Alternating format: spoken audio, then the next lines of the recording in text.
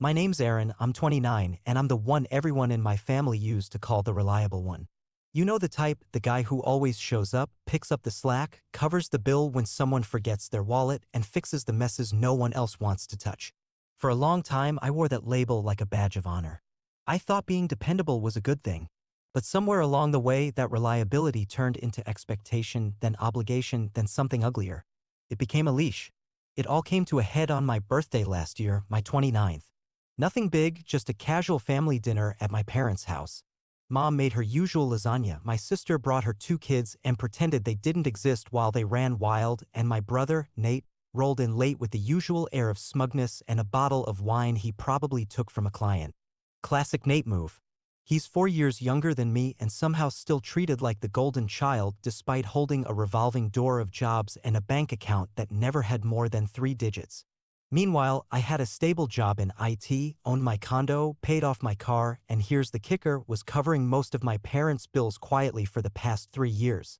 They never asked directly. It started with a just for this month, sweetheart moment after Dad's business hit a rough patch. Then came the mortgage. Then the utilities. Then suddenly I was the one paying for repairs, groceries, and even covering for Nate when he messed up again. And I did it. Quietly. Because I thought I was helping. Because I thought, well, someone has to step up. That night, though, something cracked. The dinner started fine, if a bit tense like always. My mom fussed over Nate's tie. He hadn't even worn one, while Dad made one of his usual jabs about how I was still single because I worked too much. I laughed it off like I always do. Then came the cake. It was store-bought, but whatever. They sang happy birthday half-heartedly, mostly out of tune, but I smiled anyway. Then Dad raised his glass and said, to Aaron, may he never disappear, or we'd have no one left to fix our messes. The table chuckled. Then he added it. The line that still echoes in my head. If you disappeared tomorrow, no one would miss you. The words hit me like a slap, but it was the reaction that gutted me. Nate laughed. Mom didn't say a word, just smiled and nodded like it was some sort of joke she'd heard before. My niece asked what disappeared meant and no one even blinked. I stared at them. My own family. These people I had spent the last several years supporting emotionally, financially, and mentally, and they were laughing. Like I was a joke. Like I didn't matter. I excused myself quietly and left the house before anyone noticed I hadn't cut the cake. I didn't cry that night. I didn't scream or throw things. I just sat in my car for 2 hours in silence. That silence told me more than their words ever could. For the next 2 weeks, I went about my life like nothing had happened. I still paid the electric bill. Still covered Mom's credit card. Still Venmo'd Nate when he texted me some nonsense about being short on rent. But I also started planning. Quietly. Carefully. Because I realized something. They didn't just take me for granted. They depended on me. They needed me. But I didn't need them. I didn't show up for Sunday dinner the next week. Mom texted me a passive-aggressive, missed you, and I ignored it. Nate sent a laughing emoji. Classy. I didn't respond. The week after that, I forgot to send the money for the water bill. On purpose. They called, confused. I said I was tight on cash this month. That was the first ripple. The next time Dad called, I let it go to voicemail. When I listened to it later, it was 30 seconds of silence. Then a sigh. Then a sharp, call me when you can, Aaron. No apology. Just a command. 2 weeks later, I changed my phone number. Then I resigned from my job. You see, over the years, I had saved up quite a bit. I'd always lived modestly. No vacations. No big spending. Just a quiet life and a steadily growing bank account. I had a little over $180,000 tucked away. I sold my condo. Liquidated some investments. By the end of the month, I had just shy of $250,000 and no obligations tying me down. I found a place out west. A small town I'd visited once on a solo hiking trip. Peaceful. Quiet. Isolated. I packed up, signed a lease under a new name, and vanished. No goodbye. No note. Just gone. I cut off every digital footprint they could trace. I deleted my socials. Closed my old email. Canceled every account tied to the bills. And I watched. Not out of malice. Okay. Maybe a little. But mostly out of curiosity. I wanted to see how long it would take before they noticed the world they leaned on had been built on my shoulders. The first sign came about 3 weeks later when Mom called my old job and found out I had resigned. Then came a string of desperate emails to my old address. Subject lines like, please call, urgent, and we're worried. I didn't read most of them. Then came Nate. He actually found one of my old college friends and messaged him to ask if I was okay. Told him I'd gone silent and that the family was concerned. My friend knew better. He told him I was fine. Just busy. The desperation ramped up fast. The mortgage didn't get paid. The utilities were cut.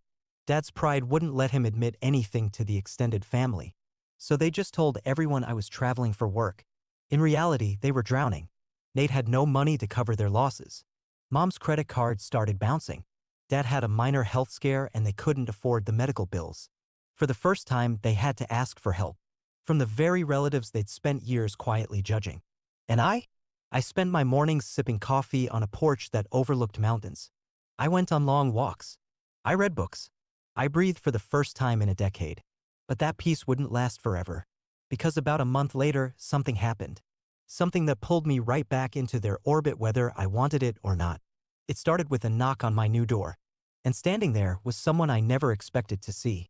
It was my cousin Jenna. Now before I explain how she found me, let me back up. Jenna was the only person in our extended family I had ever really clicked with. We weren't close, but she always treated me like I was more than a wallet. She had this way of asking, "How are you?" that made you believe she actually wanted to know. But we hadn't talked much in years. She moved to Oregon for grad school, got married, had a kid, lived her life.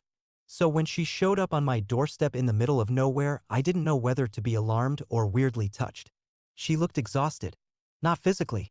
More like the kind of emotional tired that clings to your bones. "Aaron," she said, stepping back like she wasn't even sure I'd let her in. "I'm sorry to show up like this. I didn't know where else to go." I blinked. "Jenna, how did you?" "I didn't," she admitted. "Not really. But I remembered you talking about this town years ago when you visited. I made a guess. Called every rental property in the area for 2 weeks until someone mentioned a quiet guy who paid a year's rent up front in cash." I almost laughed. Almost. But her expression stopped me. This wasn't just a casual visit. "What's going on?" I asked, stepping aside so she could come in. She walked in slowly, looking around like the place was too peaceful for what she was about to say. We sat. I offered tea. She didn't touch it. "They're losing everything," she said finally. "Your parents." "Nate, the house is in foreclosure. Utilities were shut off last week. Your dad had some kind of panic attack, refused to go to the hospital because they couldn't afford it. Nate tried to pawn your old gaming PC. They're a mess." I didn't say anything. "They told everyone you had a breakdown," she added. "That you just snapped. Disappeared. That they're worried sick." I almost laughed again, but it came out dry and bitter. "Of course they are. No one left to pay for their mistakes." Jenna didn't argue. She didn't defend them. That's why I let her stay. She just nodded slowly and said, "I figured that's what happened." I sat with that silence for a long moment before I finally asked, "Why are you really here, Jenna?" She looked up at me, and for the first time I saw something behind the calm. A flicker of uncertainty. "Because they're scared. And because part of me hoped you'd want to know." I didn't respond. She leaned forward slightly as if trying to meet me halfway. "Aaron, I'm not asking you to fix it. God knows they don't deserve that. But I thought you should hear it. From someone who isn't expecting anything." And that's when she handed me the envelope. It was addressed to me in my mom's handwriting. The same handwriting that used to label my school lunch bags and birthday cards when I was a kid. The sight of it made my stomach twist. I didn't open it. Jenna stayed the night in the guest room. She didn't push me to read it, and I didn't offer to talk. In the morning, she left quietly, thanking me for the bed and for not slamming the door in her face. After she left, I sat with that envelope for hours. I turned it over in my hands, stared at the seal, thought about every memory that had led to this point. The birthdays I paid for. The dinners I cooked. The nights I stayed up helping Nate with emergencies. The moment at that table when they all laughed as my dad casually erased me. I opened it. The letter was 2 pages. Handwritten. Shaky. Emotional in the way someone writes when they're scared of consequences. Not when they feel genuine regret. "Aaron, we don't know what happened. One moment you were there, and the next, you were gone. No messages. No goodbye. We're scared. Are you okay? Your father's been sick. Nate is lost without you. We didn't realize how much you were holding together until it all started falling apart. Please, just tell us where you are. We're sorry if we said something that hurt you. We were just joking that night. You know how your dad is. He never means it. He misses you. We all do. Please come home. Just talk to us. Love, Mom." There it was. Not a word of accountability. Not a mention of what was actually said. Just a vague blanket apology wrapped in "we miss you and we didn't mean it." No ownership. Just fear. I didn't cry. I folded the letter back into the envelope and tucked it in a drawer. That night, I went to bed with a strange calm in my chest. I realized something important. They weren't mourning me. They were mourning the loss of their safety net. The next few weeks passed quietly. No new visitors. No new letters. But I kept tabs. Watched from a distance. Jenna gave me occasional updates. They moved in with my aunt temporarily. Nate tried to launch a GoFundMe claiming their breadwinner had vanished. It barely raised enough to cover a week of groceries. And then something happened that even I didn't see coming. One morning, Jenna called me. "You need to see this," she said. "Check your old email." I forwarded something. I logged into the email I hadn't touched in months. The one they probably assumed I'd abandoned. And there it was. An email from Nate. The subject line? "You owe us, Aaron." I stared at that subject line for a long moment. "You owe us, Aaron." 4 words. Each one digging under my skin like a splinter. I clicked the email open, unsure if I was angry, amused, or just numb at this point. "Hey man, I don't know what your deal is or where you ran off to, but this is getting ridiculous. We've been through tough times since you ghosted everyone. Mom and Dad are barely hanging on, and I'm doing everything I can to keep things together here. You were the one who kept everything running. You paid for everything. That was your role. We didn't ask you to be the responsible one. You just were. So don't get mad at us now for relying on you. That's on you. If you think disappearing proves some kind of point, fine. You've made it. Now come back and fix what you broke. It's the least you can do after everything we've done for you. We're family. That still means something, right? Nate?" I reread that last line. "We're family. That still means something, right?" Something about it made me laugh out loud. This dry, hollow kind of laugh that echoed through the walls of my quiet little cabin. They still didn't get it. They genuinely believed they were the victims here, that I'd somehow wronged them by no longer financing their lives. I didn't reply. Instead, I saved the email in a folder titled Delusions, shut the laptop, and went for a walk. The trails behind the cabin were peaceful that time of day. Golden sunlight breaking through the trees. Birdsong in the background. The faint crunch of leaves under my boots. I breathed in the quiet. The kind of quiet I'd never known growing up in a house filled with constant noise. Complaints. Demands. Shouting. And the never-ending echo of "Aaron will handle it." As I walked, I kept turning over Nate's email in my mind. The tone. The entitlement. The way he twisted my disappearance into betrayal like I had some duty stamped on my forehead the day I was born. "That was your role." It rang in my ears like a bell I couldn't unring. No, not anymore. But even as I tried to shake it off, I knew deep down that something was shifting. The game was changing. They were no longer just confused and scrambling. They were angry. And desperation mixed with entitlement? That's a dangerous cocktail. Over the next few days, the emails kept coming. Not just from Nate. My mother sent a long one titled, "Please think about the family." It was full of vague guilt trips. References to my childhood.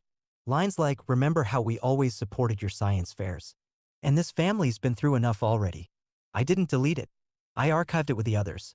Then came the letter from my dad. Actual, physical mail this time. Sent to the local post office under my old name. Probably hoping it would somehow reach me. I didn't even know how he figured out the town. Maybe Jenna had slipped up. Or maybe he just guessed. Inside the envelope was a single sheet of paper. Typed. No greeting. No signature.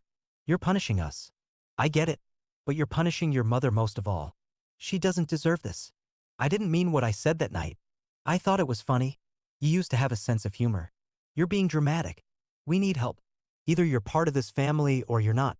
That last line stuck with me. Either you're part of this family or you're not. It was a threat. Not veiled. Not subtle. Just a blunt instrument of emotional blackmail. The kind of statement someone makes when they think they still have power over you. But they didn't. Because I wasn't that same version of Aaron anymore. Still, part of me kept waiting for the next move. And it came. Sooner than expected. I was out for groceries when I noticed someone following me. It wasn't anything obvious at first. Just a man lingering a little too long in each aisle I visited. I'd never seen him before. A wiry guy in his late 30s. Buzz cut. Bland clothing. The kind of forgettable face you'd walk past a dozen times and never clock. But the third time I turned down a row and saw him there. Staring at cereal he clearly wasn't buying. The hair on the back of my neck stood up. I paid in cash. Left quickly. Took a different route home. Didn't go straight to the cabin. I doubled back. Checked for tails. Old habits from a paranoid uncle who used to be in the service. I never thought I'd need them. Eventually, I made it back. locked the doors, sat down, heart pounding just a little harder than I wanted to admit. That night, I checked all my security cams. Nothing out of the ordinary. But I changed my passwords. Again, I shut off the main Wi-Fi, moved money into a different account. Something was coming. I could feel it. And I was right. Because the next morning, a knock came at the door. But this time, it wasn't family.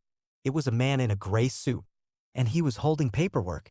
I opened the door cautiously, not fully swinging it out. The man in the gray suit looked official.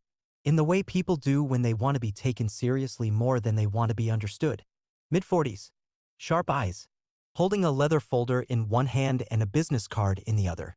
"Mr. Aaron Caldwell?" he asked, even though he was clearly sure. I didn't answer right away. My instincts were coiled tight. "I represent the law firm of Kessler and Tate. I'm here on behalf of your family." He extended the folder toward me. I didn't take it. "My family hired a lawyer? They filed a claim," he said with no sign of discomfort. "They're alleging financial abandonment along with unlawful withdrawal of familial support." I actually laughed. Out loud. I couldn't help it. "Is that even a thing?" He gave a small, loyally shrug. "They believe they have grounds for civil damages, claiming you had a long-established pattern of financial care and that your abrupt absence caused measurable harm." Now I did take the folder. More out of disbelief than curiosity. I flipped through the documents. There it was in black and white. Nate's name. My parents. Statements about decades of care, unspoken familial agreement, and dereliction of duty to dependents. They were suing me for not paying their bills. The lawyer gave me a moment. "You're not obligated to respond now," he said. "But the court date is listed. You'll want representation." "I'm not obligated to do anything," I muttered, handing the folder back. "Tell them I'll see them in court." He gave a professional nod, turned, and left. I stood there for a while, motionless, the morning wind curling around me like a warning. So this was their endgame. Not a conversation. Not an apology. Litigation. I knew then that this had to end. Not just legally. Not just with a counter-lawsuit. It had to end completely. They had shown me who they were. Who they'd always been. And now they were giving me the gift of clarity. I'd spent most of my adult life believing that love meant sacrifice. That family meant endurance. But they had made it clear. To them, love meant control and family meant obedience. And I was done. I didn't waste time. I hired a lawyer of my own. Reese, a sharp, no-nonsense woman with a background in family law and a distaste for emotional blackmail. After she read through their case, she actually rolled her eyes and said, "You've got to be kidding me. This wouldn't hold up in a reality TV court, let alone a real one." Still, we prepared. We documented everything. Every wire transfer. Every receipt. Every text from Nate asking for money. Every bank statement showing the mortgage payments that had come out of my account. We created a full timeline. 7 years of quiet, steady financial support. All backed up with evidence. Not because I needed to defend myself morally. I already knew I'd done more than my share. But because we needed to shut this down so thoroughly they'd never dare try it again. 2 months later, we stood in front of a judge. They actually showed up. All 3 of them. My father looked thinner than I remembered, but still held his head high. That same steel in his eyes. My mother looked tired, worn down. Nate? He looked smug, like he thought this was his golden ticket. I wondered if he was already mentally spending whatever payout he thought was coming. The courtroom was quiet as the judge leafed through the case file. Then Reese stood. She didn't hold back. "Your Honor," she said, "the plaintiff's claim hinges on an idea that familial obligation equals legal responsibility. That's simply because my client provided support willingly without condition. He is now financially and legally bound to continue doing so. But there is no contract, no agreement, no power of attorney, no cosign loans. Just decades of generosity repaid with entitlement." She submitted our documentation. Over 100 pages. When it was my father's turn, he tried to frame it emotionally. "Your Honor, this isn't just about money. It's about betrayal. My son was a pillar in our family. He disappeared without warning, leaving us to pick up the pieces." Reese stood again. And where, exactly, was the sense of family when Mr. Caldwell was told on his birthday that he wouldn't be missed if he vanished? My father tried to speak again, but the judge raised a hand. "I've seen enough." He looked directly at my parents. "I'm dismissing the case with prejudice. Mr. Caldwell has no legal obligation to support you. Financial generosity does not equal legal duty. And frankly, this court is disturbed by the manipulation at the heart of this case." Then he turned to me. "Mr. Caldwell, I hope you understand that walking away was your right." I nodded once. "I do now." As the gavel came down, the sound echoed like a final door slamming shut. Outside the courtroom, they tried one last time. My mom rushed after me. Aaron, wait. Please. We didn't know it would come to this. We were just scared. I turned. Looked at her. At the woman who once made me soup when I was sick, who kissed my forehead goodnight when I was 7, and who sat silently while I was told I wouldn't be missed. I believe you, I said. But being scared doesn't justify what you did. It never did. Nate opened his mouth, but I raised a hand. Don't. Just don't. I walked away. That was over a year ago. Since then, I've rebuilt my life on my terms. I still live in the same cabin. Still hike those trails. I started teaching coding part-time online and finally finished that book I always said I'd write. It's not about revenge. Or family. It's about freedom. And finding out who you are when no one else is telling you. I haven't heard from them since. Sometimes I think about that birthday dinner. The laughter. The smugness. The way they treated my existence as disposable. And then I think about now. The silence. The peace. They were right, in a way. I did disappear. And not one of them truly missed me. But I don't miss them either. And that, more than anything, tells me I made the right choice.